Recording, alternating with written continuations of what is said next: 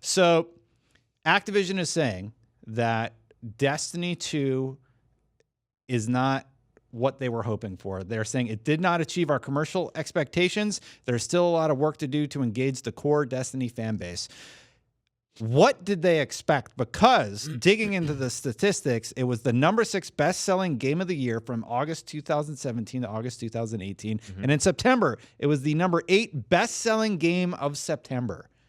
Do they need it to be Fortnite? And what scares me about this is, does that mean they're going to shovel more microtransactions in our face? Yeah, I mean, what's weird is that we've talked about this often. Fortnite was that disruptive thing that came into the industry, and I'm sure that they're looking at Fortnite right now going, wow, how do we get us some of that? And that's always the issue, right? You didn't have that to compare to before in, September 2017, right? Well, not December, but like with the launch of Destiny 2. We were talking about, Destiny 2 launched when there was no Fortnite. That's crazy. Like when you think about that, you're going pre-Fortnite. So yeah, I think it's really difficult, and we do this often. We compare it to that. I'm sure Activision's doing the same. So yeah, I don't know. I mean, that's pretty lofty, I think, to call it, oh, the brand is too damaged. I don't think so. But definitely when you look at comparative specs, they probably wished it would be a lot further than it is. So they even said that they had really high expectations for the game and that it wasn't met. I was going somewhere. I kind of lost my train of thought there for a second. Okay. Sorry. They said something specifically about the Destiny brand that a lot of players, I remember, a lot of players are taking the wait and see approach to the game. Well, Forsaken's good, and they're still not in. And I think that's because a lot of people have been burned by Destiny. A DLC will come out, like Osiris was really damaging to the brand. A lot of people were like, what? And since that point, they have had an uphill battle to re-engage, as they say, the core Destiny fan base, and they're going to have an uphill battle.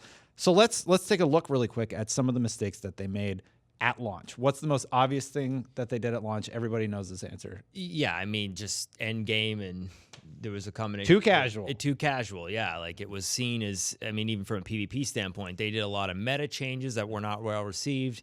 And yeah, the casual side of thing, we've analyzed this to death. We understand why that they did that to bring in a new player base.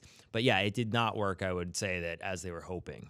What about you, Steven? What do you think their missteps were at launch? I mean, well, they took a lot of risks. Everybody's talked about. They took a pretty good formula with Destiny 1, and they changed it up a bit in hopes to make it better. Obviously, it didn't pay out, and that left a sour taste in a lot of people. And I think what you see now is, even though Forsaken is really, really good, people are kind of be like, I don't know yet. I still don't know if I want to jump in. I think Black Armory, the next DLC, if that's also good. I'm not expecting it to be as good as Forsaken, but if it's still a really, really good DLC, I think you'll start to see people trickle in. Interesting. I don't think so. You don't think so? I think people don't trust the brand name anymore, the brand name of Destiny. And if they want to hit the Activision goals, which are insane, being number 6 for the year and then number 8 for September isn't enough. I don't know how you make somebody like that happen. Well, and last year it's number 2, I think, overall, only right behind Call of Duty. And what's weird is that, I jokingly said, it's like, oh yeah, the Destiny community and Activision have a similar theme. They both are expecting a little bit more than I think what Bungie is capable of producing. It's interesting when you think about all those things in collection with, Fortnite, PUBG, or any other game. What other game besides Fortnite would you go, oh, that's the model?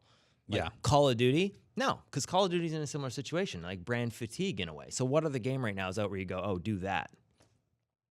Yeah, in the shooter space, there isn't not any. really anything. You got Anthem on the way. A lot of people are looking to maybe change up the formula a little bit and add to it. But Anthem, but it's EA's answer to Destiny, basically, right? Well, and think about, like, I think we've said this before. Anthem has that potential Monster Hunter potentiality effect where it might be good right off the bat, but there's not enough content and there's no PvP to sustain it long term.